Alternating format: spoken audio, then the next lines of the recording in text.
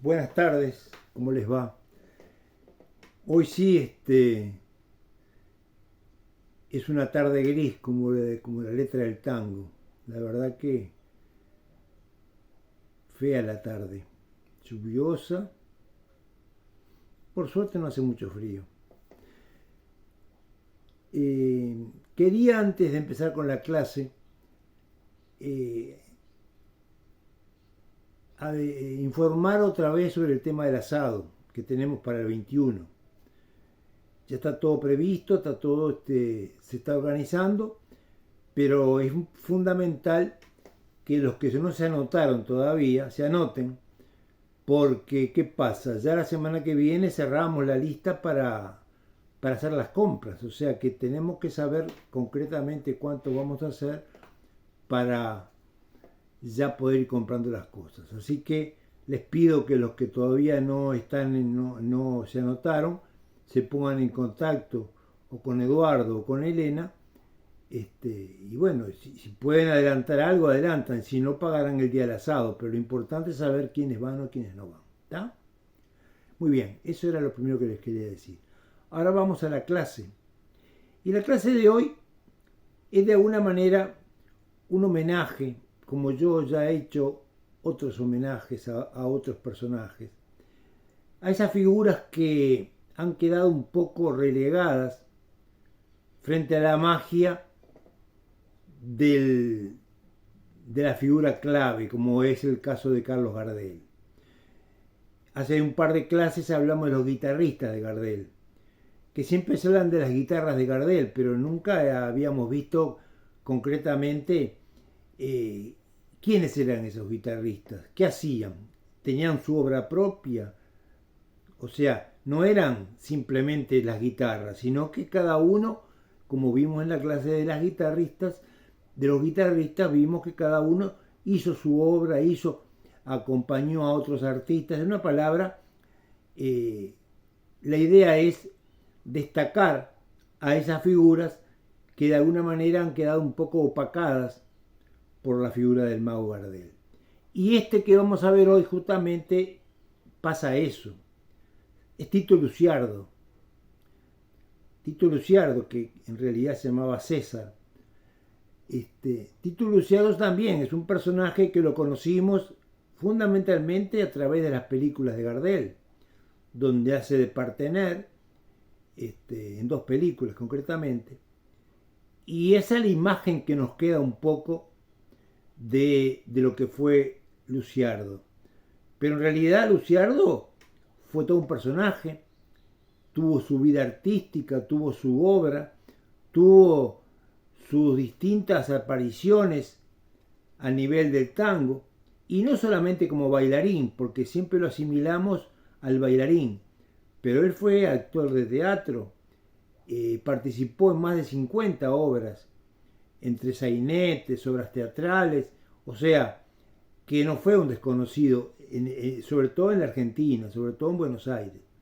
Así que vamos a hablar de Tito Luciardo para de alguna manera homenajearlo y destacar que realmente se merece algo más que ser simplemente el partener de Gardel.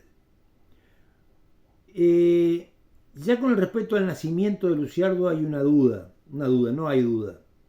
La duda es que él decía que había nacido en San Telmo, en Buenos Aires, que era porteño, porque siempre la historia de él era que era un porteño de ley. Pero en realidad la verdadera historia es que no nació en Buenos Aires, nació en España, y más concretamente en el Ferrol, en La Coruña. O sea, la madre era española y el padre era uruguayo. Vaya uno a saber qué estaba haciendo el uruguayo por allá. Pero es así la historia, la verdadera historia del nacimiento, aunque él no la acepte. Y bueno, y de muy chico sí vino para Buenos Aires, y la familia vino para Buenos Aires y se instalaron en San Telmo. La particularidad es que el padre, como el abuelo, como los tíos, o sea, se dedicaban a un oficio muy particular, la toldería. La toldería no era la toldería de los indios, la toldería de hacer toldos. hacer toldos para negocios, hacer toldos para carpas, hacer toldos para camiones. En una palabra, esa era la empresa de la familia. Y por lo tanto, Luciardo, que no fue muy bueno en la escuela, que no fue un estudiante muy avanzado, al contrario, tuvo que trabajar con su familia, pero él tenía en el fondo dos aficiones muy importantes.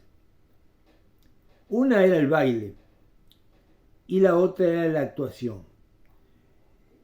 Y la gente le preguntaba, porque nosotros lo conocemos fundamentalmente por lo del baile, sobre todo en esas películas de Gardel. Y le preguntaron quién le enseñó a bailar o cómo aprendió a bailar. Y él dice que solo, que en realidad la madre, que le gustaba mucho el baile, no me imagino que no era el tango lo que le gustaría la música española, pero que era muy bailarina y le gustaba mucho el baile, era muy de hacer fiestas familiares, o sea, en aquella época era muy común las fiestas familiares y ahí se bailaba. Bueno, él dice que ahí aprendió y por supuesto que después la propia inteligencia y la propia forma de su propio instinto lo llevó a marcar una forma de bailar el tango muy particular, que ya la podemos adelantar.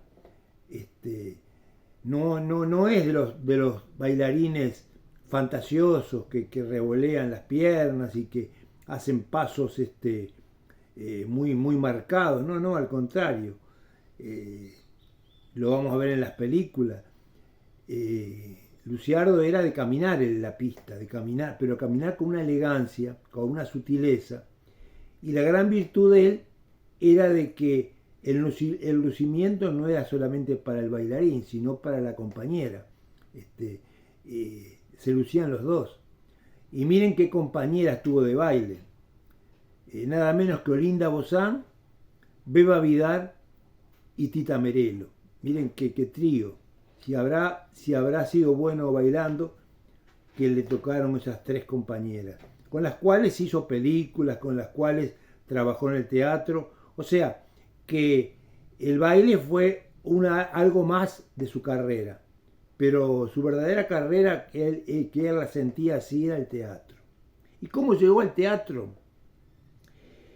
Resulta que la toldería esa que tenían los padres, la empresa esa que tenían los padres y el abuelo y todo lo demás, se mudaron al centro, a un depósito que estaba debajo de un teatro de aficionados. Y por supuesto que el Tito, que le gustaba, que ya de alma le gustaba el teatro y tenía la posibilidad de estar ahí cerca de ellos, ya a los 12, 13 años se entró a entreverar con esa gente. Y por supuesto que hacía participaciones, lo que se llama bolos, o sea, pequeñas participaciones, pequeñas entradas a la obra. Hasta que un día, aparte bailaba, pero bailaba por su cuenta, o sea, la gente lo conocía como bailaba, pero no lo hacía en escena, sino que lo hacía más bien para los amigos. La cuestión es que un día, en la obra de teatro que se estaba realizando, se enfermó el bailarín. Y bueno, y lo primero que hicieron fue recurrir a Tito para que lo hiciera, para que lo sustituyera. Y ese realmente fue el comienzo de su carrera como artista, porque no solamente que bailó bien, no solamente que cubrió bien la escena, sino que a raíz de esto empieza a tener actuaciones ya a otro nivel, lo empiezan a llamar de distintas obras de teatro. Y miren la casualidad, el que lo va a contratar, un tal Carcavalo, Pascual Carcavalo, es el mismo que en la clase pasada dijimos había contratado a Azucena Maizani. Y es nada menos que el productor del Teatro Nacional. El Teatro Nacional en Buenos Aires es como el Solís acá, es lo más grande, o sea, el más grande es el Colón, por supuesto, pero en aquella época el Nacional para los artistas, porque el Colón tiene otro estatus, pero para los artistas de teatro, para la gente, para el artista común, el Nacional era lo más importante. Y bueno, y ahí lo contrataron y ahí empezó entonces su carrera artística. Salió de giras que no siempre eran exitosas, porque en realidad él cuenta que esas giras a veces le resultaban buenas y a veces no. Por ejemplo, contaba,